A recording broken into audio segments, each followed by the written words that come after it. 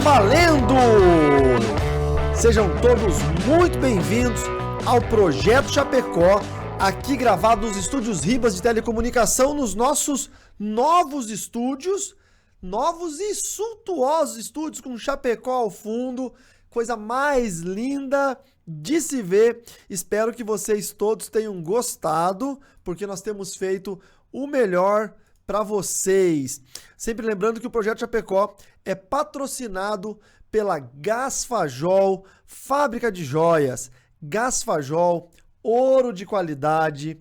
Gasfajol tem joias, anéis, brincos, colares, pingentes, tudo isso entregue pelos correios com toda a segurança por Sedex. Entre no site gasfajol.com.br ou envie uma mensagem de WhatsApp pelo número 49 99813 0076 ou então no Instagram @gasfajol. Eu aconselho você a ir no Instagram porque lá é muito completo, tem muita promoção. Também a Oftalmo Care Center, clínica oftalmológica do Dr. Walter Kenji, na Avenida Miruna 648 em São Paulo. Telefone 11 5531 1412 ou 95792 3222. Quer fazer um exame de visão com quem realmente entende?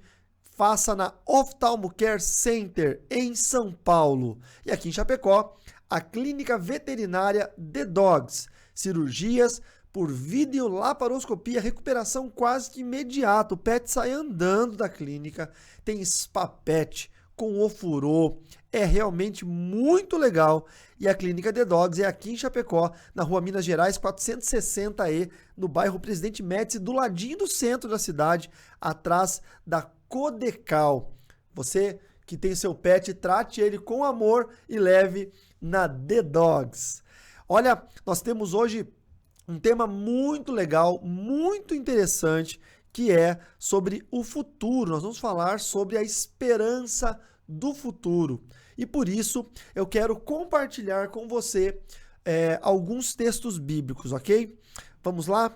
Eu vou colocar aqui na tela o primeiro texto que nós vamos ler. A partir desse texto de Gênesis, nós vamos seguir o nosso estudo de hoje aqui do Projeto Chapecó.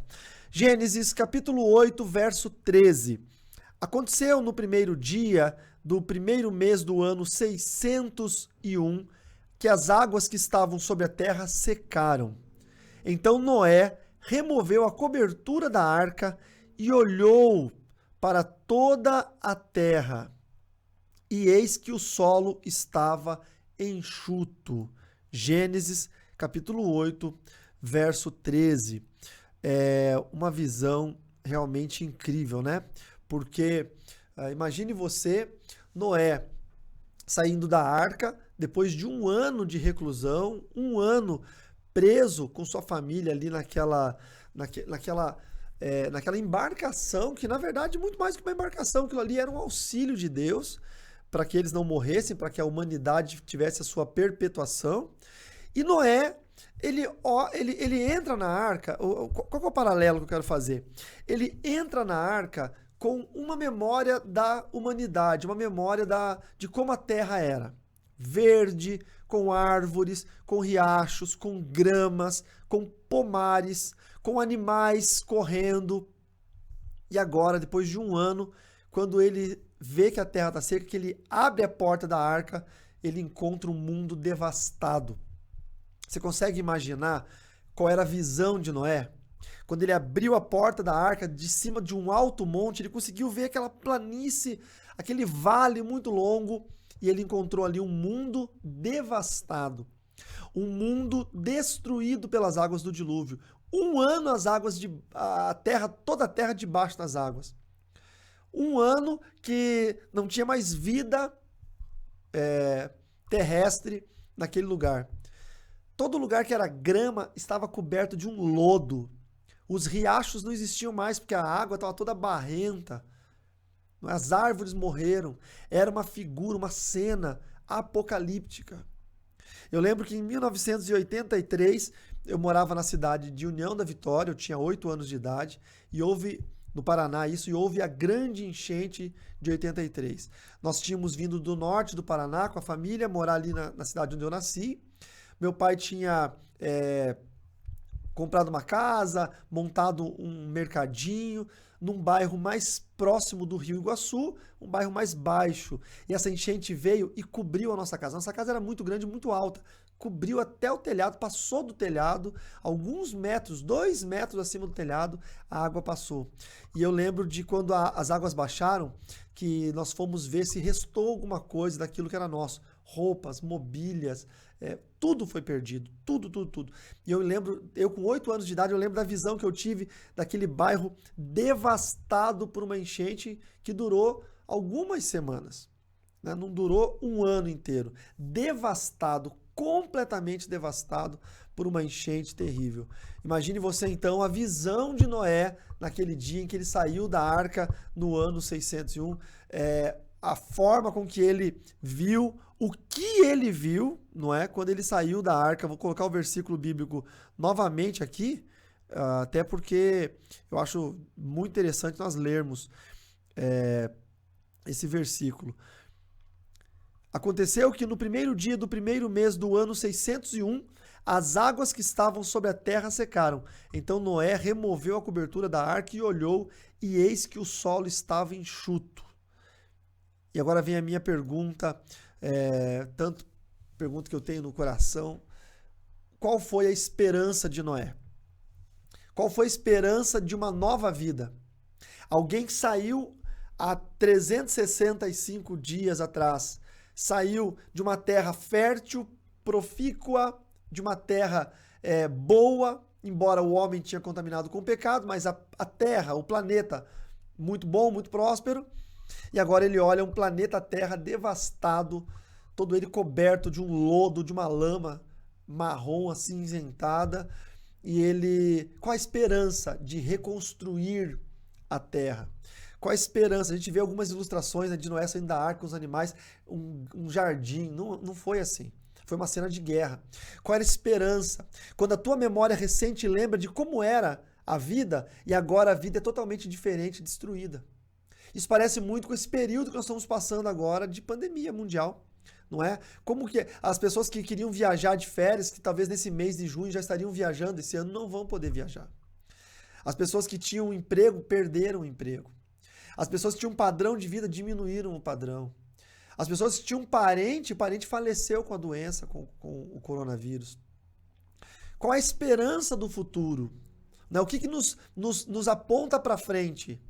Qual é essa esperança que nós, como cristãos, devemos ter quando nós olhamos para o futuro, apontamos os nossos olhos em direção ao futuro e o que nós vemos é só destruição? Nós lembramos da terra boa, fértil, verde, mas agora nós só estamos olhando um cenário apocalíptico de destruição e muitos perderam a esperança. Não consegue mais ter esperança na vida, não consegue mais saber o que fazer, porque a destruição está tão grande que muitos não sabem o que fazer. Quando eu penso nisso, eu lembro do texto que Paulo escreveu aos Romanos, no capítulo 8. Está aqui na tela para você. Porque para mim tenho por certo que os sofrimentos do tempo presente não podem ser comparados com a glória a ser revelada em nós. O sofrimento do tempo presente não pode ser comparado com a glória que está em nós. E essa glória, amados, ela é uma glória eterna. Eu quero passar primeiro por esse princípio, a glória eterna. Tudo que nós vivemos na Terra, enquanto nós estamos aqui, são momentos que vão cessar, que vão findar. Se você lembrar bem de Apocalipse 21, tem um momento em que o autor sagrado, João, escrevendo, ele diz, é um lugar onde não há mais choro, não há mais pranto. A eternidade com Cristo, nós não vamos mais adoecer, nós não vamos mais chorar, não haverá mais luto. Então, tudo isso são coisas que nós vivemos aqui, que nós passamos aqui nessa existência. Mas vai chegar um momento em que esse luto, essa existência dolorosa que nós temos, ela vai passar, ela vai cessar. E nós não vamos mais ter a dor humana que nós sentimos, que nós temos. Por isso que o texto de Romanos 8 diz que o sofrimento que nós passamos aqui não se compara à glória eterna que nós teremos junto ao nosso Pai. Por isso, você que é cristão, que é meu irmão em Cristo, tenha fé, suporte a glória eterna. Ou melhor, suporte o sofrimento, porque o pagamento disso é uma glória eterna. O pagamento disso é um momento eterno, para uma vida eterna, que você vai passar ao lado de Cristo. E essa vida eterna, ela não se compara a nada daquilo que nós vivemos aqui. Os teus melhores dias não se comparam ao que nós passaremos na eternidade ao lado de Cristo. Amém? Eu também me lembro do texto tão importante do profeta Jeremias. Vamos ler juntos. Eu é que sei que pensamentos tenho a respeito de vocês, diz o Senhor. Jeremias escrevendo. São pensamentos de paz e não de mal, para dar-lhes um futuro e uma esperança. Quando eu digo Jeremias escrevendo, claro, é o livro de Jeremias, mas ele tinha alguém que o auxiliava na escrita.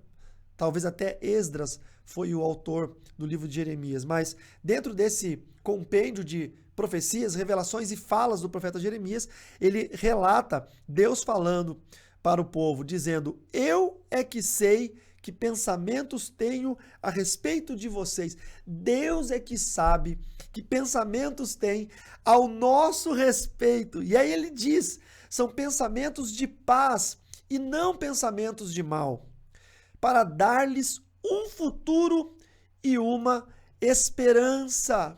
Nós temos um Deus, queridos, que preza por nos trazer um futuro e uma esperança. Eu imagino esse mesmo Deus chegando para Noé, quando Noé abriu a porta da arca e viu uma humanidade destruída, desolada. Deus chega e abraça Noé assim e diz: Noé, fica tranquilo, eu sei os pensamentos que eu tenho para você. E são pensamentos para trazer paz no seu coração, porque eu tenho um futuro e eu tenho uma esperança para a sua vida. É o mesmo Deus que provavelmente falaria isso para Abraão. Quando Abraão saiu da sua casa, do seu conforto, da sua parentela e foi para uma terra desconhecida. É o mesmo Deus que disse isso para tantas outras personagens bíblicas e que diz isso agora ao meu coração e diz isso agora ao seu coração. Fique tranquilo, eu é que sei, diz o Senhor, os pensamentos que tenho ao seu respeito, e são pensamentos de paz, porque eu tenho um futuro para você, eu tenho uma esperança para você. O nosso Deus é um Deus que nos traz esperança, é um Deus que nos traz um futuro. Tudo que é ruim na vida vai passar, vai chegar um momento que isso vai passar. Não é possível que nós tenhamos um estigma de sofredores, de sofrer para sempre. Vai passar. Há um Deus maior que tudo que está nos abençoando nas pequenas coisas. Eu recebi um testemunho de uma irmã do meu grupo de ovelhas fiéis e ela falou: pastor, eu estou fazendo doces, estou recebendo encomendas que eu nunca tinha recebido antes, no período de pandemia. E eu falei para ela: olha, minha filha, existem árvores frutíferas no deserto também. Elas são raras, são difíceis de serem encontradas, mas quando você as encontra, os seus frutos são mais doces e saborosos. E eu quero liberar essa palavra para você na sua vida. Os frutos das árvores que brotam no deserto, na pandemia, na dificuldade, na dor. Essas árvores são raras, é verdade, são difíceis de serem encontradas, mas Deus vai te dar esperança. Deus tem um futuro para você, você vai encontrá-las. E esses frutos, os quais você irá provar, são frutos doces e saborosos. E o Paulo, escrevendo aos Filipenses, ele diz: pois a nossa pátria está nos céus, de onde também aguardamos o Salvador, Jesus Cristo, o Senhor, o qual transformará o nosso corpo de humilhação. Guarde isso na mente, o corpo de humilhação, para ser igual ao corpo da sua glória, segundo a eficácia do poder que ele tem, de até subordinar a si todas as coisas. Eu vou deixar esse versículo aberto aqui na tela porque ele é muito importante. Pois a nossa pátria está nos céus, isso aqui, tudo que nós estamos vivendo, essas pandemias, essas doenças, ou o crime, ou tantas outras coisas, porque hoje é uma pandemia, mas já vivemos momentos de crimes, de violência, de miséria, nós viemos de um sistema falido, tivemos problemas políticos, o petrolão, o mensalão, agora tem o coronão. Como é que pode seres humanos, políticos, sujos, terem a capacidade de roubar dinheiro? Está chegando à beira de 1 trilhão. O rombo que esses corruptos governadores, prefeitos, secretários estaduais estão roubando do país por causa da pandemia do coronavírus. Eles têm uma doença. Eles são covardes, uma doença mental, são covardes para roubar de pessoas moribundas, de um país que está sofrendo uma pandemia mundial. Então, quer dizer, muito maior do que o vírus é a corrupção. Muito maior do que o vírus é o retrato social, econômico que nós vamos passar depois disso, mas nós passamos também no passado. Nós tivemos a época do ágio, que um dia um produto tinha um preço, talvez você que é mais jovenzinho não sabe, pergunta pro seu pai, pro seu avô, você ia no mercado hoje, a Coca-Cola custava X, você ia amanhã, ela custava Y. Os mercados fechavam as portas e os funcionários ficavam reetiquetando. Naquela época não tinha código de barra bonito, moderno como esses. Era etiquetinha de papel. O pessoal ficava lá etiquetando preço a madrugada inteira, porque no outro dia, por conta da inflação muito alta, o preço tinha que ser reajustado. Dia após dia, todos os dias. E aí a gente vê Paulo falando aos Filipenses, pois a nossa pátria está nos céus. Aquele que está preocupado com essa pátria, aquele que está preso, acorrentado, amarrado a essa pátria, essa existência humana. E quando está falando pátria, não está falando Brasil, porque nós somos brasileiros, somos nacionalistas, somos republicanos, somos patriotas, mas a pátria que está dizendo a existência humana. A nossa existência humana não vale nada, porque nós vamos morrer e vai virar pó, esse corpo vai virar pó, esse corpo pecador e corruptível que nós carregamos, que nós temos que dobrar o nosso joelho todos os dias pedindo perdão dos pecados que esse cérebro faz com que esse corpo produza, porque nós somos atacados por sensores corruptíveis, que são as sensações, os pecados, os desejos, a concupiscência, mas tudo isso vai acabar e vai chegar um tempo em que nós estaremos nos céus, só em espírito puro, em corpo renovado, em corpo glorioso, junto com o nosso Senhor, pois a nossa pátria está nos céus, de onde também aguardamos a salvação e o Salvador, que é o Senhor Jesus Cristo, o qual transformará o nosso corpo de humilhação. Esse corpo terrível de humilhação será transformado para ser igual ao corpo da sua glória, segundo a eficácia do poder que ele tem, de até subordinar a si todas as coisas. Por isso, quando você crê em Jesus Cristo e você ora ao Pai,